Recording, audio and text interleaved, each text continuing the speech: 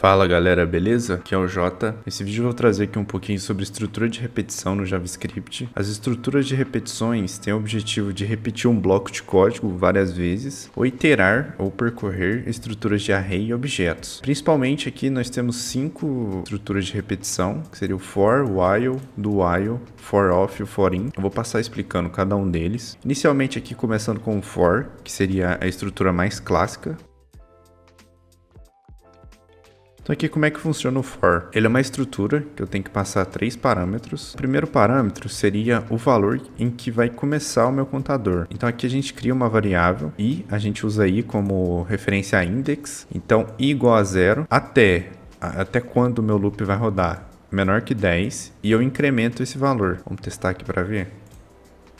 Então aqui ó, ele começou em 0 e ele vai rodar até 10. Então ele vai repetir esse bloco aqui 10 vezes. Então, o for, em sua essência, é assim que ele funciona. Se eu colocar aqui 5, ele vai rodar de 0 a 5. Se eu colocar aqui 2, ele começa em 2 e vai até 5. Então, aqui ele rodou 3 vezes. Aqui agora eu vou dar um exemplo de como que eu posso usar o for para iterar uma estrutura. Por exemplo, um array. Vamos declarar um array aqui. Então aqui eu declarei um array de números com 4 números. Como é que eu posso fazer interação em cima dele utilizando for? Eu declaro aqui for, coloco que o meu valor vai começar em 0. Por que 0? Porque o meu array, a primeira estrutura começa em 0. O primeiro valor aqui, o primeiro índice, né? Então eu tenho que aqui começar em 0. Se eu começar em 1, eu começo a percorrer daqui. O meu primeiro valor tem que começar em 0. A minha estrutura de parada aqui vai ser o tamanho do array. Então aqui o meu i vai percorrer enquanto ele for menor que o tamanho do array. Então aqui vai ser i menor que 4. Então como ele percorre até um número menor, ele vai percorrer de 0 a 3. Então aqui eu posso dar um console.log números na posição i. Então ele vai percorrer 0, 1, 2, 3. Vamos ver? Olha lá. 1, 2, 3, 4. Agora aqui como é que funciona o while? O while vai ser uma estrutura de repetição com um loop infinito enquanto uma condição é satisfeita. Como assim? Eu declaro aqui o while. Aqui eu declaro a minha condição. Por exemplo, se eu colocar o while true, ele vai rodar infinitamente.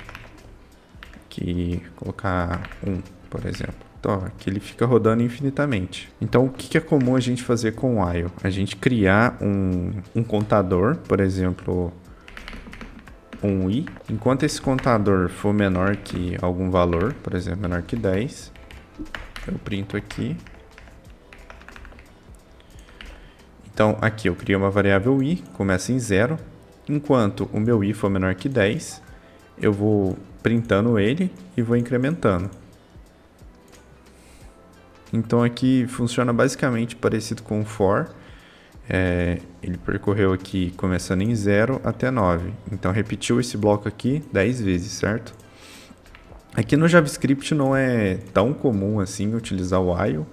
Em algumas aplicações assim é possível colocar, mas é mais comum a gente ver o for off, o for in, do que o while propriamente dito. O do while é bem parecido com o while, ele vai ficar iterando ali pela estrutura de código enquanto uma condição é satisfeita, né? Só que ele tem uma diferença em que ele executa o bloco uma vez e depois ele faz o teste. Eu defino ali um bloco de código que ele executa uma vez e depois ele faz o teste. Então vamos ver aqui como é que funciona. Então aqui como é que funciona o do while? Eu defino aqui do. Então ele vai fazer esse bloco de código, depois ele vai testar. Se a condição satisfazer, ele volta de novo para o bloco de código, para executar de novo. Aqui nesse caso eu criei uma variável com valor 11 e ela vai executar esse console log e vai sair do while. Por quê? Porque o meu i não é menor que 10, ele é maior. Então aqui ele vai executar só uma vez e vai parar. Se fosse num while normal, não ia executar nenhuma vez. Não ia entrar na condição, porque não ia satisfazer. O do while ele é bem interessante, principalmente quando está criando ali aplicações CLI via linha de comando, em que você precisa criar um menuzinho. Por exemplo, você tem algumas opções, ali 1, 2, 3, 4, 5. O 6 seria sair.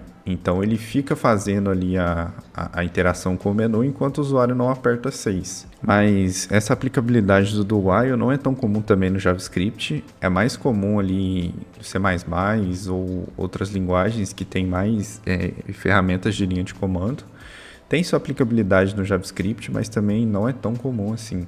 Galera, o for-off já é um for que a gente usa para fazer interações diretas ali em estruturas interáveis, como um array, um map, um set. Então vou dar um exemplo aqui começando com um array.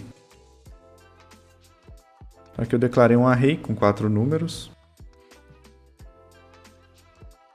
Então aqui eu declaro o for-off, né? Ele tem aqui essa estrutura. Então aqui eu declaro uma variável, que vai ser o valor em que eu estou interagindo naquele momento, off, e passa a minha estrutura, que seria um array.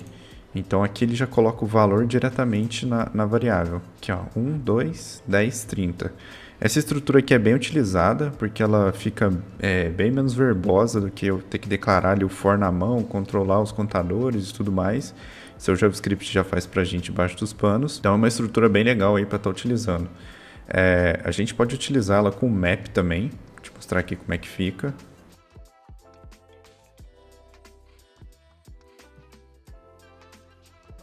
Então, galera, aqui eu defini um map, né, que é uma estrutura em que eu consigo colocar chaves e valores. Então, aqui eu tenho a chave A com valor 1, chave B com valor 2, chave C com valor 3. Então, eu declaro a minha estrutura do for-off, que é igual a do array, variável que está interagindo sobre a estrutura.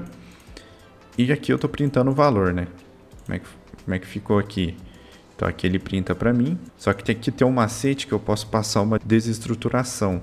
Então aqui eu posso pegar, por exemplo, a chave e o valor, que é um recurso bem utilizado do JavaScript, que eu posso fazer depois uma aula para explicar, mas basicamente eu estou extraindo do array em variáveis. Então aqui na primeira posição do array, como eu sei que vai ser uma chave, eu jogo para minha variável chave. E aqui como a segunda posição eu sei que vai ser valor, eu jogo para minha variável valor. Como é que fica aqui? Ah lá, chave e valor. Ele já tira dessa estrutura de array, que era como estava, e eu desestruturei para pegar como variáveis. Então aqui ele printa por variáveis, né? Então a chave A, valor 1, chave B, valor 2 e assim sucessivamente. É uma estrutura também bem utilizada, é bom estar dominando aí, que no dia a dia te adianta bastante tempo do que ter que ficar fazendo as coisas mais na mão. Então por fim aqui o for-in a gente utiliza para interagir sobre objetos. Então, aqui o meu prop, né, vai receber a propriedade do objeto na estrutura pessoa. Então, aqui o meu prop vai ter que ser nome e idade. Aqui, nome e idade. Então, como é que eu posso pegar aqui os valores do objeto? Eu posso acessar aqui pessoa na posição prop. Então, ele vai me trazer aqui os valores. Então, João e 20. Então, assim eu consigo interagir qualquer estrutura de objeto. Isso aqui também é bem útil ali no dia a dia, é bom estar dominando para ganhar tempo, né? Para invalidações e tudo mais. É bem útil. Então, galera, isso aqui é um pouquinho das estruturas de repetição que eu quis trazer hoje. Espero que gostem aí. Valeu!